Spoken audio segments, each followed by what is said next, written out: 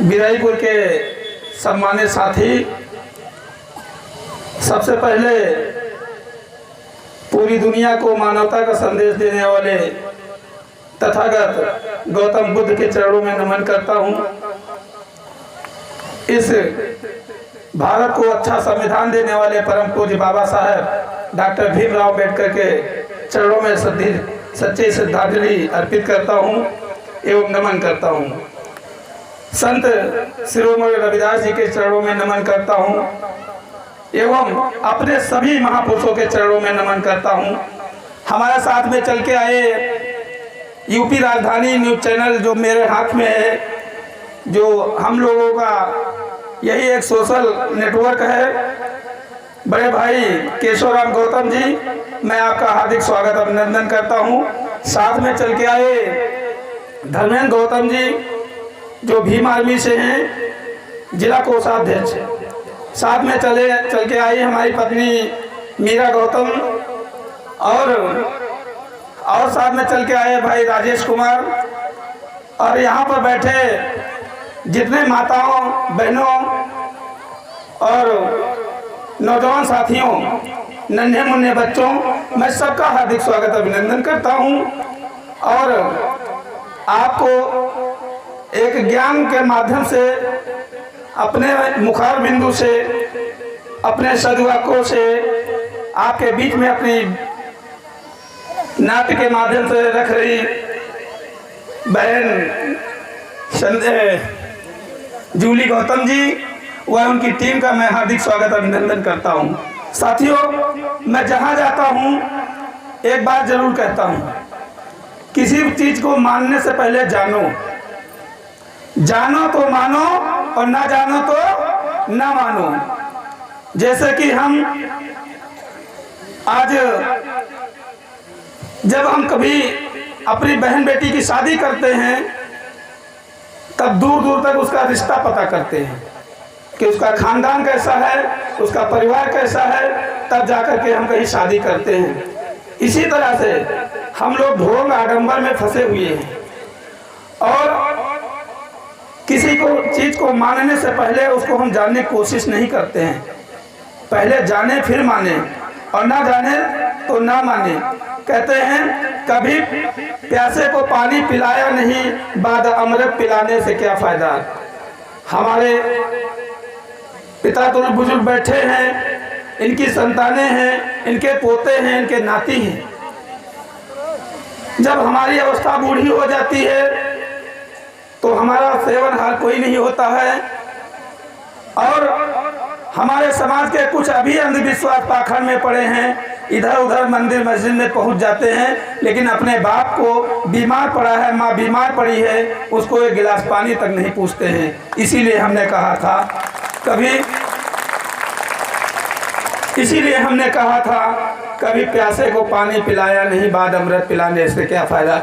मैं देखता हूँ कि इंसान जब खत्म हो जाता है तो बढ़िया से बढ़िया उसके मुंह में मिठाई डालते हैं, कहते हैं आज खिला दो, बहन तुम भी खिला दो, बिटिया तुम भी खिला दो, भैया तुम भी खिला दो। लेकिन जब तक जीवित रहता है उसको अच्छा फल नहीं खिलाते हो, उनको अच्छी चीज नहीं खिलाते हो। अगर वो पहले से अच्छी चीजें खाने शुरू कर दे, पहले से अच्छी सेवा करनी शुरू कर दे, तो ये हमको ढोंग आडंबर करने से कोई मतलब नहीं है। जो हम लोग ये मुंह में देखो फोटो खींचते हैं, कितना खराब मुंह हो जाता है। तो मेरा कहने का मतलब ये है कि हमारी माताएं बहनें, हमारे पिताजी जब बुजुर्ग हो जाए तो उनकी सेवा ही हमारी सच्ची सेवा है, क्योंकि बड़ी त्याग तपस्या की मेहनत से वो हमको पढ़ाए लिखाए और आगे बढ़ाए हैं, तो कभी हम उनके उपकार को कभी भूलना नहीं चाहिए। तो कहते हैं गीता से चलता है न चलता कुरान से, गीता से चलता है न चलता कुरान से, चलता है देश हमारा भारतीय संविधान से। साथियों, आज से लगभग 2500 वर्ष पहले तथागत गौतम बुद्ध जी ने जब सत्य की खोज में निकले, उन्होंने 4 अर्थ सत्य की खोज की। क्या इस दुनिया में दुख है, दुख का कारण है, कारण का निवारण है, निवारण के उपाय हैं। मतलब जैसा कि तथागत गौतम बुद्ध जी ने कहा कि बुद्धम शरणम गच्छामि, धम्मम शरणम गच्छामि और संघम शरणम गच्छामि। इसी 3 शब्दों में जीवन, पाली भाषा में जो पंचशील दिया उन्होंने, अगर हम उनको समझ गए, आप समझ गए, तो जीवन उसी में सफल होगा। ऐसे में तमाम हमारे देश में महापुरुष पैदा हुए हैं समय समय पर। वो अपनी समय समय पर अपनी लेखनी के माध्यम से, चाहे रामस्वरूप वर्मा हो, चाहे ललाई सिंह यादव, चाहे डॉक्टर भीमराव अम्बेडकर जी हो, तमाम ऐसे महापुरुष हुए हैं जो कि हमारे बीच में आए और अपनी लेखनी के माध्यम से हमको समाज को बुराइयां जो थी उनको दूर करने का काम किया। साथियों, 11 अप्रैल 1827 को जन्मे छत्रपति साहू जी महाराज, क्योंकि इसी महीने में जयंती होती है उनकी, 11 अप्रैल। उन्होंने एक सामाजिक समता का संदेश देते हुए शिक्षा का आंदोलन चलाने का काम किया था और वो उस जमाने में शिक्षा के महत्व के बारे में बताते हुए कहा था, शिक्षा बिना मति गई, मति बिना गति गई, गति बिना वित्त गया और वित्त बिना लोग हताश हुए और गुलाम बनकर रह गए।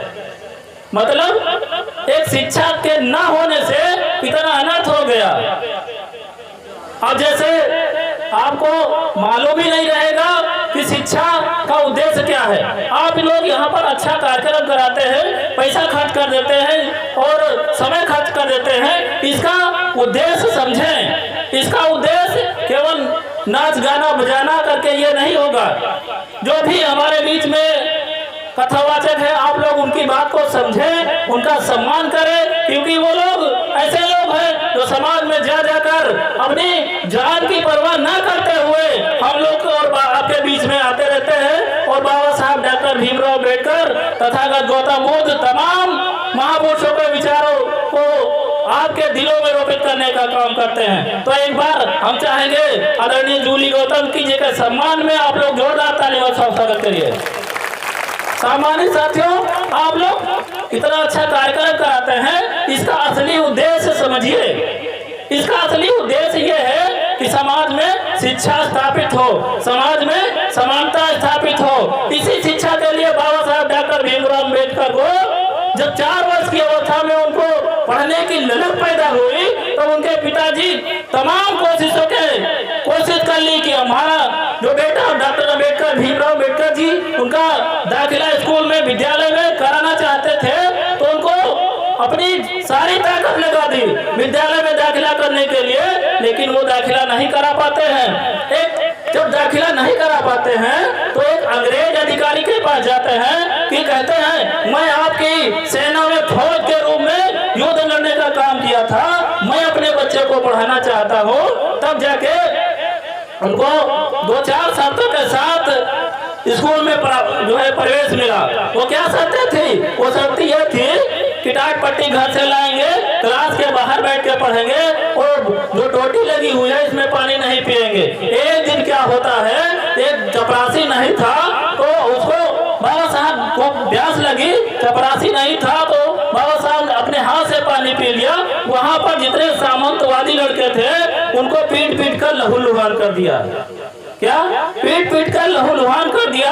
बाबा साहब रोते हुए बिलखते हुए अपने घर जाते हैं। उनकी माँ जो है अपने साड़ी के पल्लू से बाबा साहब का सर पोंछती, खून पोंछती है और मरहम लगाती है। तो बाबा साहब कहते हैं, माँ क्या इस देश में हमको पानी पीने के लिए मारा जाता है जो है? तो बाबा साहब हताश हुए, लेकिन बाबा साहब की जो माँ थी वो उन्होंने संकल्प करवाती है वहीं पर कि बेटा तुमको जो है हताश नहीं होना है, इसी के लिए आपको पढ़ना पड़ेगा, पढ़ने के लिए जो है पढ़ना पड़ेगा। बाबा साहब वहीं पर संकल्प करते हैं। बाबा साहब क्या कहते हैं? इसी पानी के लिए आज जो महातालाब बना है, बाबा साहब जब वहां पर सूखा पड़ गया तो वहां पर आंदोलन चलाने का काम किया। हमारे लोगों को पानी पीने का अधिकार नहीं था, सड़क पर चलने का अधिकार, अच्छे कपड़े पहनने का अधिकार नहीं था। बाबा साहब ने संकल्प लेते हैं वहीं पर कि मैं ऐसी व्यवस्था करूंगा, इस देश में करोड़ों से करोड़ लोगों के दुखों को दूर करने का काम करूंगा। उसी बीच में हमारे बीच में जब छत्रपति साहू जी महाराज 26 जुलाई 1902 को आरक्षण देने का काम करते हैं। 26 जुलाई 1902 उन्होंने अपने साम्राज्य में गणना करवाते हैं कि हमारे साम्राज्य में कौन कौन से पदाधिकारी हैं। जब गणना करवाते हैं हमारे वहाँ पर सारे के सारे विशेष वर्ग के लोग मिलते हैं। तो एक समता मूलक समाज की स्थापना के लिए वो उन्होंने जो है अपने मंत्रिमंडल को बर्खास्त करने का काम किया। उन्होंने जब बर्खास्त किया तो अपने साम्राज्य में उन्होंने ब्राह्मण को भागीदारी दी, जो क्षत्रिय को भागीदारी दी और जो है शूद्र को भागीदारी, तमाम जो वर्ण व्यवस्था थी सबको भागीदारी देकर 26 जुलाई 1902 को अपने साम्राज्य में आरक्षण देने का काम किया। जब ये हम लोग आप लोग संकल्पित हो कि हम घर जाकर इन लोगों को मतलब जो भी बातें बताते हैं उसको समझें और विचार करें, तभी हम लोग का समाज आगे बढ़ेगा और बाबा साहब के विचारों को भी आगे बढ़ाने का काम करेंगे। और इसी के साथ मैं अपनी वाणी को विराम देना चाहता हूँ। बहुत बहुत धन्यवाद। जय भीम, जय संविधान।